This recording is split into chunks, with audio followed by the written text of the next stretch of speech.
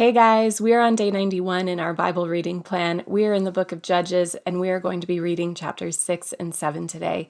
Chapter 6 is going to open up with a statement: the Israelites did evil in the eyes of the Lord, and then we're going to read that for 7 years he gives them over to the hands of the Midianites, and finally things just get so bad that they cry out to the Lord, and so he's going to raise up another judge for them.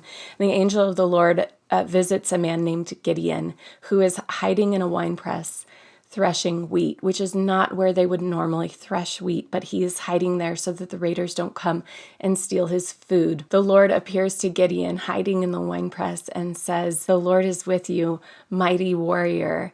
And he tells him to go in the strength that he has.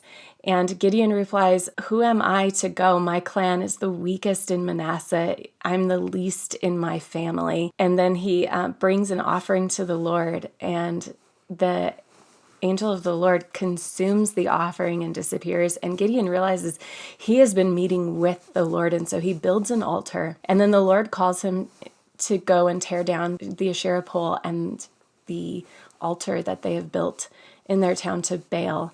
And there's a sense here that God is asking him to tear these things down before he goes to deliver, so that this victory can't be attributed to anyone else. Gideon was told to go in the strength that he has, but he responds with, "My clan is the weakest." There's also a sense there that God is choosing Gideon because Gideon realizes that he can't do this in his own strength.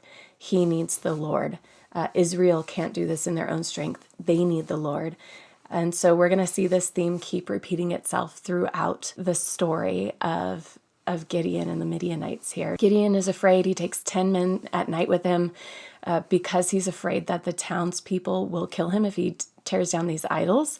And he goes in the middle of the night. He tears down the idols. The next day, the townspeople do come out to kill him. And his father, Joash, who built the altar, he actually stands for him, and he says, if Baal is really a god, let Baal contend for himself. And then it says that the Spirit of the Lord came upon Gideon, and he sends word out to all of the other tribes to join them in this battle to go and defeat the Midianites. And so this army begins to assemble around him, but Gideon is still not confident in what the Lord is going to do. And so he's going to test the Lord. He's going to pray that the Lord will do this thing with the sheepskin and the dew, and he's going to test him a couple of times, and each time the Lord is going to confirm that he's going to give Midian into his hand. But the Lord tells him that the army that he has amassed is too big.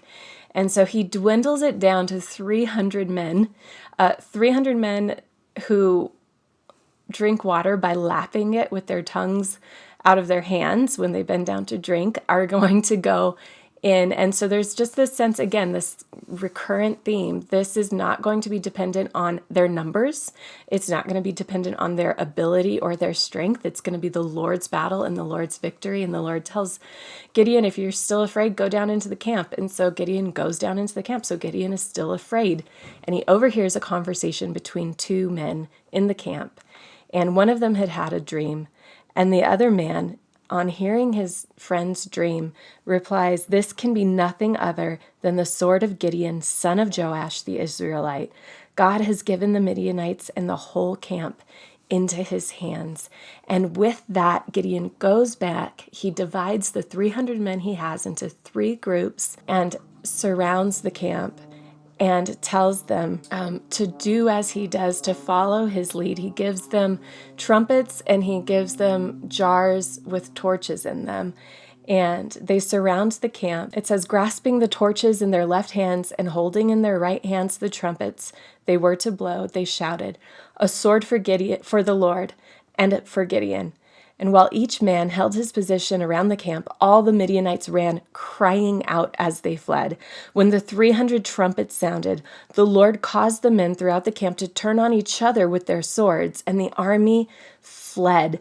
And so we have this sense that even when they do show up for the battle, the Lord went before them. The Lord confused the Midianites. They didn't even really have to fight.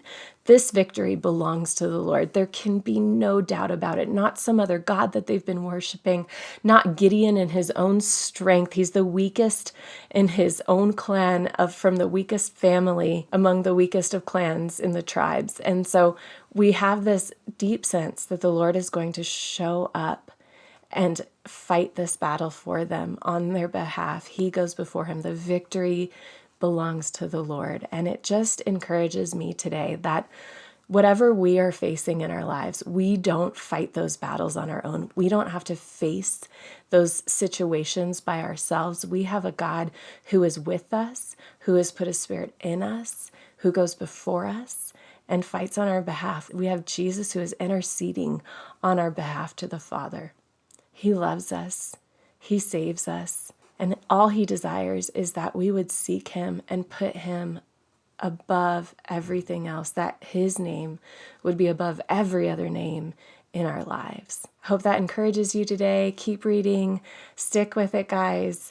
And I hope you have a great day.